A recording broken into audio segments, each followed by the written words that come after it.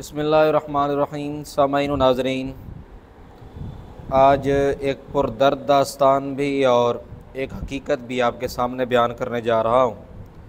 ایک truck driver بیان کرتا ہے کہ ایک سیٹھ صاحب کی بچی کی شادی تھی اور ان کا سامان چھوڑنے کے لیے میں ان کے گھر پہ گیا۔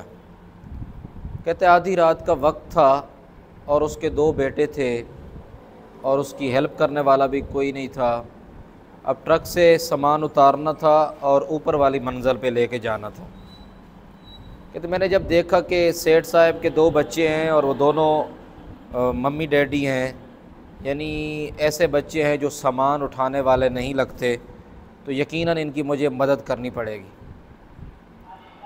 تو مجھے ابھی یہ سوچ ہی رہا تھا کہ وہ سیٹھ صاحب میرے پاس آئے اور انہوں نے آ کر کہا مجھ سے کہ یار اگر تم ہمارا سامان اوپر والی منزل تک چھوڑ دو گے تو میں اس کی آپ کو مزدوری دے دوں گا۔ میں پہلے بھی ذہنی طور پر تیار تھا۔ میں نے اپنی قمیص اتاری اور میں ان کے ساتھ سامان اٹھانے کے لیے تیار ہو گیا۔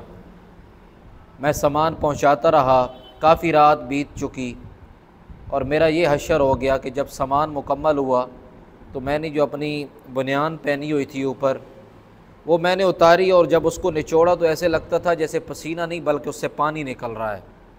یعنی اتنے زیادہ گرمی اور جولائی کا موسم اور رات 11-12 بجے کا ٹائم، اور سارا سامان تقریباً میں نے اٹھا کر چھت پہ پہنچایا اور اس صاحب کی مدد کی۔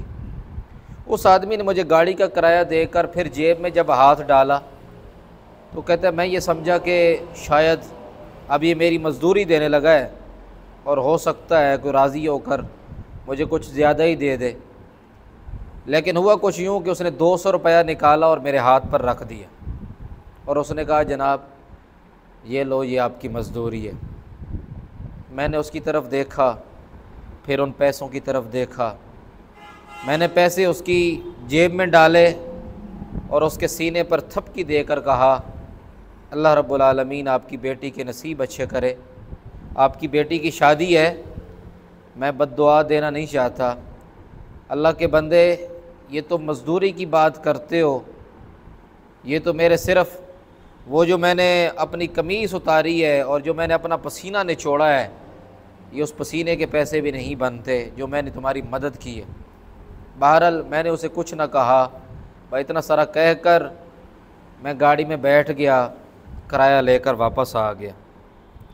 کچھ دن بعد مجھے اسی گھر سے کال آئی کہ یار وہ جس لڑکی کی شادی ہوئی تھی اس کو طلاق ہو چکی ہے اور اس کا سامان اٹھا کر واپس اس کے گھر میں پہنچانا ہے۔ کہتے جیسے ہی مجھے معلوم ہوا میرے پاؤں کے نیچے سے زمین نکل گئی، مجھے بڑا افسوس ہوا، مجھے درد ہوا کہ یار ایسا نہیں ہونا چاہیے تھا۔ آپ کی بیٹی ہو یا میری بیٹی ہو، آپ کی بہن ہو یا میری بہن ہو، کسی بہنوں کے ساتھ، کسی کی بہن کے ساتھ ایسا نہیں ہونا چاہیے۔ انتہائی افسوس ہوتا ہے، طلاق کی شرح بڑھتی جا رہی ہے، لیکن افسوس یہ ہے کہ ہمارے یہ اپنے اعمال ہیں جو ہمارے سامنے آتے ہیں۔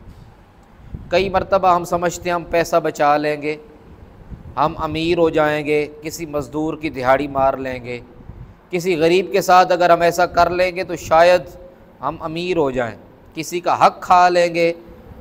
لیکن یاد رکھیں اللہ رب العالمین جو ہے وہ دیکھ رہا ہے، وہ اس چیز کو نوٹ فرما رہا ہے، اس کے فرشتے لکھ رہے ہیں جو ہم کرتے ہیں۔ آج اگر ہم 200-400 بچائیں گے تو کل ہمیں لاکھوں کا نقصان ہو سکتا ہے۔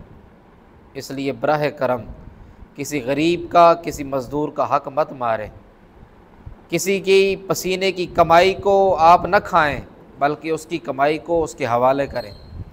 اس لیے آپ کے اور میرے آقا و مولا صلی اللہ علیہ وآلہ وسلم نے ارشاد فرمایا تھا کسی کے مزدور کے پسینہ خشک ہونے سے پہلے اس کی مزدوری دے دو، کیونکہ مزدور جب مزدوری کر رہا ہوتا ہے تو اس کے ذہن میں صرف ایک خیال ہوتا ہے کہ یار شام کو جاؤں گا، آج مجھے اتنے پیسے ملیں گے، میں اپنے بچوں کو رزق کھلاؤں گا، آج میں اپنے گھر کا خرچہ پورا کر لوں گا، آج میری دہاڑی لگ گئی۔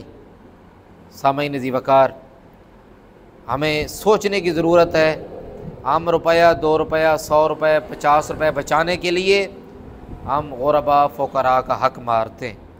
اس لیے جتنے ہمارا امیر طبقہ ہے خصوصاً ان سے گزارش ہے اپنے گھروں میں کام کرنے والے لوگ ان کا خیال رکھیں، مزدوروں کا، فقیروں کا، غریبوں کا خیال رکھیں، کسی کا حق مت ماریں۔ اللہ تعالیٰ سے دعا ہے اللہ تعالیٰ ہمیں جو ہے وہ غریب کا حق مارنے سے محفوظ فرمائے اور ہر آدمی کو اس کا حق دینے کی توفیق عطا فرمائے۔ والسلام۔